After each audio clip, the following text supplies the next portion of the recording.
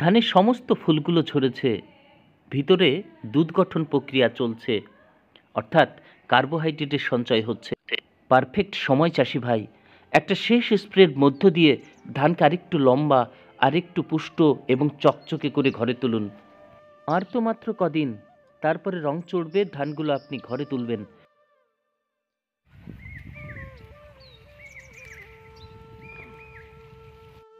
বসন্তের শেষ বেলায় শুভ নববর্ষের শুভেচ্ছা রইল চাষি ভাই।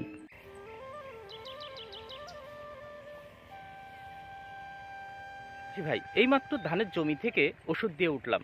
ধানের এই অবস্থাটা আপনারা বোঝার চেষ্টা করুন। আমার ফুল ঝরেছে আজকে 7-8 দিন হলো, তারপরে সমস্ত শীষগুলো দেখুন আপনারা ঘুরে গেছে, নিচের দিকে ঘুরে গেছে। এটাকে ধানের ডাফ অবস্থা বলে, ঠিক আছে? তো এই সময় আমরা যদি একটা স্প্রে করে দিই চাষি ভাই, সেক্ষেত্রে আপনারা অনেকাংশেই কিন্তু ফলন বেশি পাবেন। এবং প্রত্যেকবার আমি স্প্রে করে এটা দেখেছি, সেই অভিজ্ঞতায় চাষি ভাই আপনাদের কাছে তুলে ধরছি। তো কি এমন স্প্রে যে এই সময় আমাদের স্প্রে করতে হবে, সেটাই আজকের ভিডিওতে চাষি ভাই আলোচনা করছি। ধাপে ধাপে তার ডোজ কত, আর কি স্প্রে করবেন না, কোন কোন ওষুধগুলো, সেটাও আপনাদেরকে জানাবো এই ভিডিওতে। তো প্রথম থেকে চাষি ভাই শেষ পর্যন্ত দেখুন, একটা সুন্দর একটা ভিডিও। এতদিন পর্যন্ত আপনাদের সঙ্গে ছিলাম, পরিচর্যার একদম শেষ পর্যায়ে, এটা শেষ স্প্রে। তারপরেই কিন্তু চাষি ভাই আমরা ধান কেটে ঘরে তুলব। তা অনুরোধ করছি আপনারা লাস্ট এই স্প্রেটা করে দিন, তাহলে দেখবেন লম্বা লম্বা দানা পাবেন এবং চকচকে দানা পাবেন, স্বাদযুক্ত দানা পাবেন। আর চিটের পরিমাণ অবশ্যই কম হবে, মানে ফিলিংটা খুব তাড়াতাড়ি হবে এবং ভালো হবে। তার আগে অল্প একটু বলি চাষি ভাই, ধানের যে এই অবস্থা, এই অবস্থায় ধান কি চাই দেখুন। যখন থোড় বার হচ্ছিল, শীষ বার হচ্ছিল, সে ভিডিও আপনাদের দিয়েছি। আর এখন ঠিক এই সময় ধান কি চাই সেটা আমাদেরকে কিন্তু জানতে হবে। ধান এই সময় ফিলিং চলছে, অর্থাৎ দুধ গঠন, দুধ থেকে চাল গঠন হচ্ছে। আর এই প্রক্রিয়াটা আপনার খুব সুন্দরভাবে হবে। ধান গাছের এমন কোনো ওষুধ দেবেন না যেন গলাটা, ধান গাছের গলাটা চেপে ধরে সেই ওষুধে। তো এই সময় সব থেকে যেটা বেশি প্রয়োজন হয় গাছের প্রত্যেকটা শস্যের ক্ষেত্রে, সেটা হচ্ছে চাষি ভাই পটাশ। কেমন? এবার এই পটাশের কথা বলবো, আপনারা কোন পটাশটা দেবেন, মোনো, ন্যানো, না আপনাদের লবণ আকারের পটাশ, এবং সেক্ষেত্রে আপনার অসুবিধাটা কি সেটাও বলবো, আর কোনটা সব থেকে বেটার সেটাও বলবো। তো এই পটাশের সঙ্গে আর কি মেশাবেন? এই পটাশের সঙ্গে আর একটা মেশাবেন, সেটা হচ্ছে চাষি ভাই অ্যামিনো অ্যাসিড। তো অ্যামিনো অ্যাসিড রূপে এই সময় ধানে কি দেবেন, সেই ওষুধটার কথা আপনাদের জানাবো। আর যেটা দেবেন কীটনাশক, আপনারা ভালো করে দেখবেন, এই পর্যায়ে ধানে কীটনাশক আপনার নাও দিতে হতে পারে, কিন্তু আমি যখন এখানে ধানের কাছে মানে এইভাবে হাত দিয়ে দিয়ে দেখছি না, তখন দেখতে পাচ্ছি দুই একটা ধানে মাঝে মাঝে একদম ছোট ছোট কালো কালো স্পট আমরা কিন্তু দেখতে পাচ্ছি চাষি ভাই। যখনই আপনি কালো স্পট দেখতে পারবেন, মনে করবেন সেখানে আপনার চোষক পোকা চুষছে। আমি ওষুধ দিতে গিয়েও দেখলাম এই ধানের ভিতরে কিন্তু প্রচুর পরিমাণে চাষি ভাই প্রজাপতি, তারপরে আপনার গাধি পোকা, এইগুলো উঠছে। কেমন? তাহলে এই পোকাগুলো আপনি একটা সস্তা টেকনিক্যালের ওষুধ, আমি এখন প্রফিক্স সুপার দিলাম। তো প্রফিক্স সুপার কতটুকু দেবেন আর প্রফিক্স সুপার পরিবর্তে কি দেবেন সেটাও আপনাদের জানাবো। তাহলে দেখুন 3টে উপাদান মেশালাম। আর একটা উপাদান, সেটা হচ্ছে ফাঙ্গিসাইড। এই সময় কোন ফাঙ্গিসাইড দেবেন না, খুব গুরুত্বপূর্ণ বিষয়, কারণ ফাঙ্গিসাইড কিছু করা হয়, কিছু একদম খুব সুন্দর উদ্ভিদের বৃদ্ধির ক্ষেত্রে সহায়ক হয়।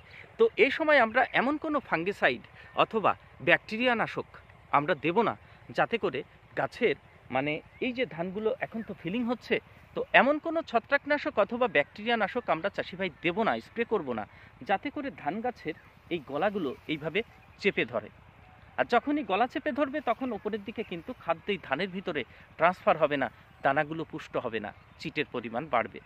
তো কি সেই ফাঙ্গিসাইড যেগুলো আপনারা ব্যবহার করবেন না এই সময়, আর কি করা যেতে পারে, সেটা আজকের ভিডিওতে চাষি ভাই তুলে ধরছি। নমস্কার চাষি ভাই, আপনারা দেখছেন green way farmers creation channel, আর আপনাদের সঙ্গে রয়েছি আমি সুশোভন। যে সমস্ত চাষি ভাই আপনাদের কাছে প্রথম চ্যানেলটা পৌঁছালো এই ভিডিওর মধ্য দিয়ে, রিকোয়েস্ট করছি চ্যানেলটিকে সাবস্ক্রাইব করবেন, পাশে থাকবেন, আর আমার চাষের প্রত্যেকটা চাষির অভিজ্ঞতা আপনাদের কাছে আমি পৌঁছে দেবো। আর একটা কথা বলি চাষি ভাই, এটা ধরুন আমার ধানের পরিচর্যা সংক্রান্ত শেষ ভিডিও।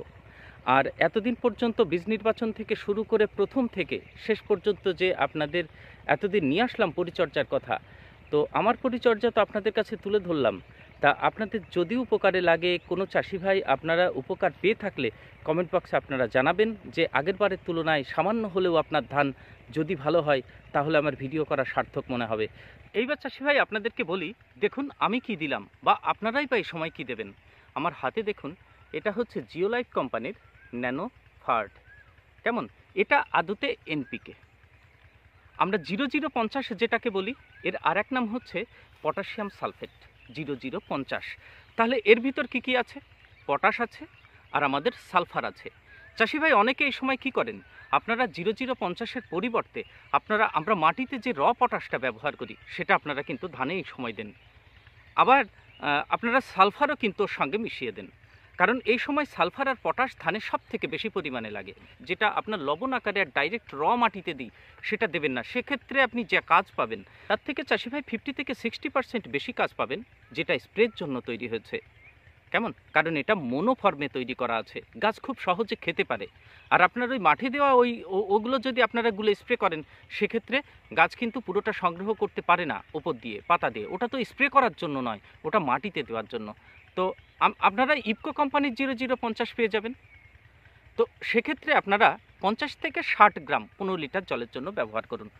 আর আমি এখানে যেটা নিয়েছি দেখুন, এটা হচ্ছে জিওলাইফের ন্যানোফার্ড 0050। ভালো করে খেয়াল করুন, পটাশিয়াম ফার্টিলাইজার, পটাশিয়াম সালফেট।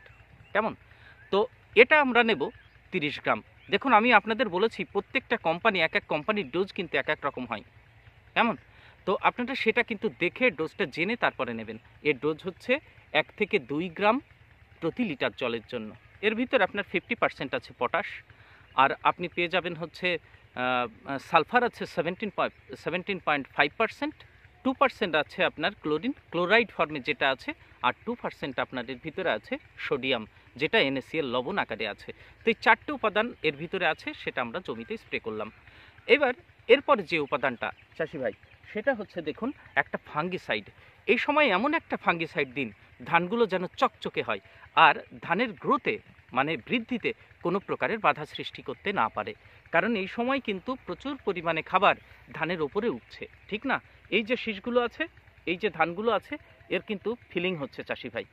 তো কড়া ফাঙ্গিসাইড দিলে সেক্ষেত্রে কিন্তু এই দানাগুলো অপেক্ষাকৃত কম পুষ্ট হবে। তো কড়া ফাঙ্গিসাইডের ভিতরে কি কি পড়ে? যেরকম চাষি ভাই নেটিভো পড়ে, ঠিক না? নেটিভোর ভিতরে টেবুকোনা জল থাকে। তো আমরা এই টেবুকোনা জল, ডাইফেনকোনা জল, তারপরে প্রপিকোনা জল, আপনারা আরও জানেন প্রপিকোনা জল টিল্ট যেটা যার ভিতরে আছে, সেটা তো আপনার জমিতে আপনার প্রয়োগ করলে মোটামুটি 7 থেকে 8 দিন গাছের বৃদ্ধি টোটালি স্টপ হয়ে যায়। তো সেটা করলে তো এখন আমাদের হবে না, কারণ এখন তো আমাদের প্রচুর পরিমাণে খাবার এই পর্যন্ত ধান পর্যন্ত পৌঁছাতে হবে। সেই জন্য যেটা আমাদের দিতে হবে, আমরা আপনাদের বলে দিই যে ট্রাইজোল গ্রুপের কোনো প্রকারের ফাঙ্গিসাইড, যেগুলো আপনার লাস্টে জল কথা লেখা আছে, প্রপিকোনা জল, টেবুকোনা জল, এগুলো দেবেন না। তার পরিবর্তে সব থেকে ভালো দেখুন আমি দিলাম কি, অ্যামিস্টার। খেয়াল করেছেন? অ্যামিস্টার টপ নয় কিন্তু, অ্যামিস্টার টপের ভিতরে আপনার কি আছে? অ্যাজোক্সট্রবিন আর ডাইফেনকোনা জল।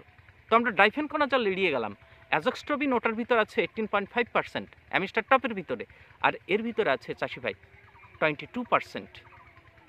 কেমন? এই জন্য 90 টাকা মতো নেয়, 15 লিটারে 15 ml দিয়ে জমিতে স্প্রে করবেন। এটা গাছের বৃদ্ধিতে যেমন সহায়তা করে, ধানকে চকচকে করবে, গাছের গ্রোথে আপনার মানে ভেজিটেটিভ গ্রোথের সময় এটা কিন্তু দিলে জমিতে একটা সবুজ ভাব চলে আসে, আপনারা সেটা জানেন। তো ফাঙ্গিসাইড রূপে আমরা এই সময় অ্যামিস্টার দিলাম। এই সময় তো গাছের কোষ বিভাজন হয়, এই সময় যে ধানের ভিতরে আপনার কার্বোহাইড্রেট, প্রোটিন এইগুলো জমা হচ্ছে, সেগুলোর জন্য সব থেকে বেশি পরিমাণে লাগে হচ্ছে অ্যামিনো অ্যাসিড। তো অ্যামিনো অ্যাসিড আমাদের এই সময় কিন্তু অবশ্যই ধানে স্প্রে করতে হবে চাষি ভাই। তো অ্যামিনো অ্যাসিডের জন্য বিভিন্ন টেকনিক্যাল তো থাকে, কিন্তু সিনজেন্টা কোম্পানির একটা খুব সুন্দর, আমি এর আগেও স্প্রে করেছি জমিতে, সেই জন্য আপনাদের বলছি সিনজেন্টার আপনারা কোয়ান্টিস ব্যবহার করুন। কেমন?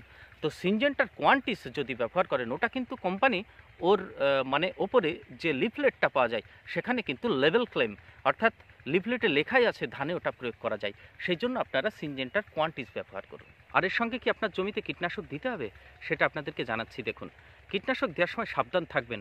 ল্যামডাসাইহ্যালোথ্রিন গ্রুপের অথবা আপনার সাইফারমেথ্রিন গ্রুপের যে কীটনাশকগুলো আছে, সেটা আমরা যখন মানে মিশ্রণে দিই, মাঝে মাঝে অনেক মিশ্রণের সঙ্গে কিন্তু ছানা কাটে, গরম হয়, হিট হয়। তো সেটা সাবধানে আপনাদের লাস্টে দেখাচ্ছি, ভিডিও শেষ পর্যন্ত থাকবেন। তো কীটনাশক আমার জমিতে দেওয়া প্রয়োজন আছে, আমি ভিতরে দেখেছি ঘুরে যে সেখানে আপনার প্রচুর মথ উঠছে, প্রজাপতি উঠছে আর গাধি পোকা উঠছে, সেগুলো আমাদের মারতে হবে। ফড়িং উঠছে, এগুলোতে স্পট তৈরি করছে, রস চুষে খাচ্ছে, আপনার দানার পুষ্টতা কমাবে। এই কারণে হালকা টেকনিক্যালের একটা আমি দেখুন প্রফিক সুপার, এর ভিতরে প্রপিনোফোস আর সাইপারমেথ্রিন আছে। তো এই প্রপিনোফোস সাইপারমেথ্রিনের মিশ্রণ আপনারা জমিতে দিয়ে দিন। এই 4টে মেশানোর পর জমিতে স্প্রে করুন, খুব বেটার কাজ পাবেন।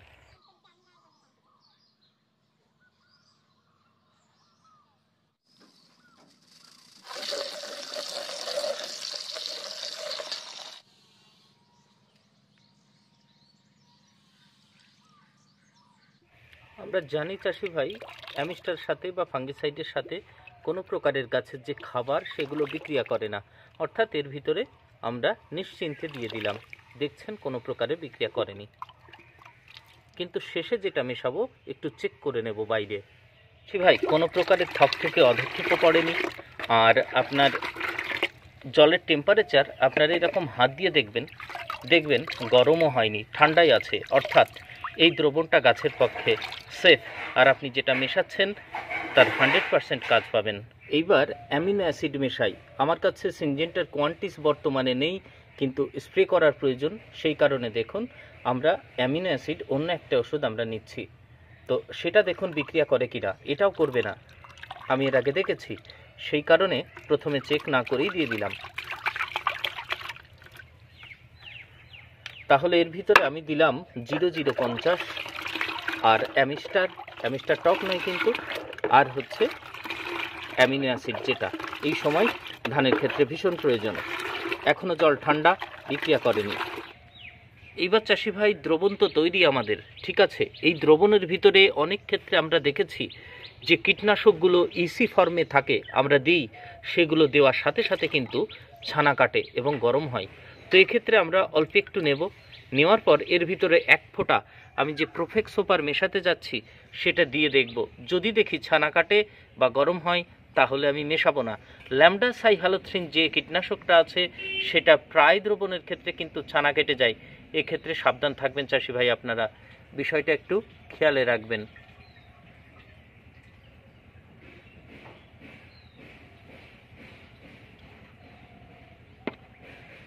আচ্ছা, আমরা দেখি এবার ছানা কাটে কি। দেখুন চাষি ভাই, দ্রবণ কিন্তু সেফ, গরম হয়নি এবং এখানে কোনো ছানা কাটেনি, আপনারা দেখতে পাচ্ছেন, খেয়াল করুন, কোনো প্রকারের থক থেকে অধক্ষেপ পড়েনি, অর্থাৎ আপনি মেশাতে পারেন এর সঙ্গে প্রফিক সুপার। তো দেখতে পাচ্ছেন চাষি ভাই, দ্রবণ আমাদের তৈরি। এইবার আমরা স্প্রে করার জন্য জমিতে যাব। দেখুন কোনো প্রকারের অধক্ষেপ নেই কিন্তু।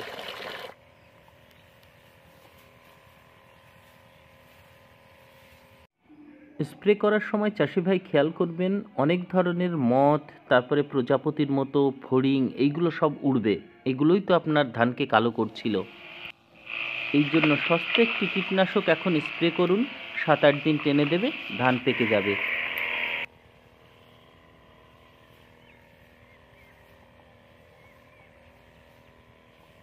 আজকের ভিডিও চাষি ভাই এ পর্যন্তই। যদি ভিডিওটি ভালো লাগে তাহলে চাষি ভাইদের কাছে শেয়ার করবেন, আপনাদের মতামত কমেন্ট বক্সে জানাবেন। আর পিছনে এই যে ধানটা দেখছেন চাষি ভাই, এই ধান সম্পর্কে আপনাদের যদি জানতে হয় কতটুকু পরিমাণে ফলন পেলাম, এর গাঁথুনি কেমন, কতটা চিকন, কতটা টেস্ট, সেটা জানানোর জন্য পরের ভিডিওতে লাস্ট এই ধান সম্পর্কে একটা ভিডিও দেব। তো চ্যানেলের সঙ্গে থাকবেন, পর্বের আপনারা চাইলে এই ধানটা করতে পারেন কি পারেন না সেটাও আপনাদেরকে জানাবো। তো ভালো থাকবেন সবাই। সম্পূর্ণ ভিডিওটি দেখার জন্য অসংখ্য ধন্যবাদ চাষি ভাই।